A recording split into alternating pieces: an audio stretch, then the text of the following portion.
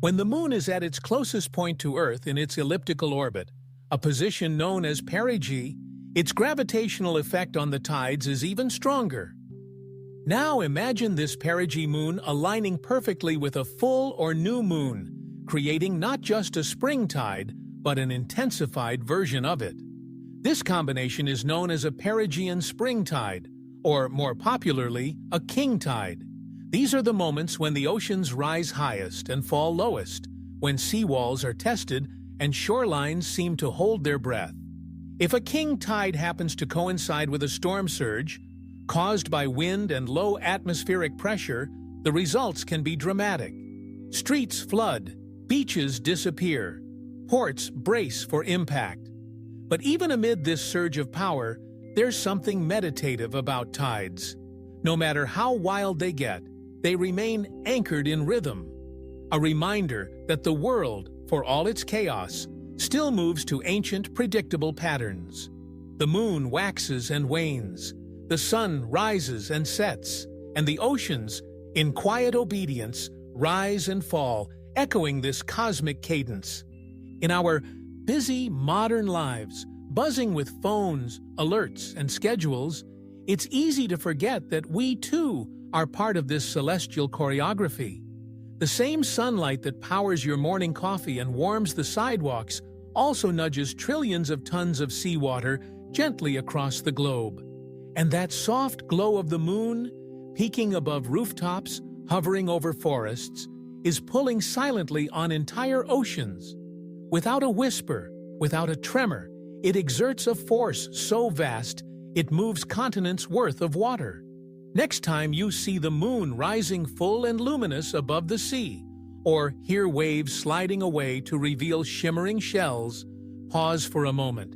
You are witnessing the work of cosmic companions, two great celestial bodies shaping the Earth together in a never-ending duet.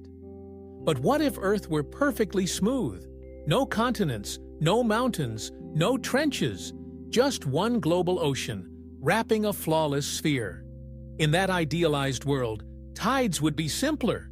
You'd see 2 high tides and 2 low tides every day, like clockwork. The ocean would slosh back and forth like water in a giant bathtub, rhythmic and even. But Earth, as we know it, is anything but smooth.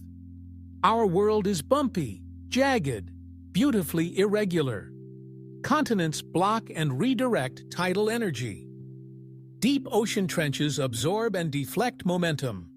Shallow coastal shelves amplify tides, sometimes turning modest shifts into towering waves. This complexity gives birth to the diversity of tidal behavior we see across the world, from the nearly 16-meter tides in the Bay of Fundy to barely noticeable tides in parts of the Mediterranean.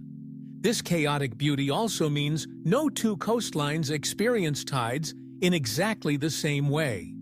In some places, the tide comes in like a slow, creeping whisper. In others, it rushes in like a galloping horse, raising the water level by meters in just an hour. The Earth's rotation adds another twist, what we call the Coriolis effect. It causes tides to swirl around ocean basins like massive gyres, circling clockwise in the northern hemisphere and counterclockwise in the southern. This swirling pattern results in tidal bulges and troughs, forming amphidromic points, locations in the ocean where there is essentially no tidal movement at all. These points become centers of vast whirlpool-like tidal systems, with waves radiating out and rotating around them. The sea dances not just up and down, but sideways and around. It's as if the ocean were breathing in spirals. Now consider this. Even the land beneath your feet rises and falls slightly due to tidal forces. It's called earth tide or solid earth tide. Though much smaller than ocean tides, only a few centimeters, it's another reminder of how deeply gravity weaves through the fabric of our planet. The crust itself flexes in rhythm with the moon and sun. In this grand dance, time also plays a role. The moon is slowly drifting away from Earth at about 3.8 centimeters per year. As it moves farther, its tidal pull will weaken. Our days, currently 24 hours long, were once much shorter, just 18 hours during the time of the dinosaurs.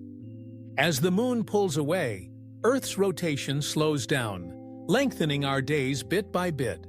So the tides not only move the sea, they are sculpting the future of our planet's rhythm. And just as they've been markers of time for ancient navigators, they continue to be markers of cosmic change.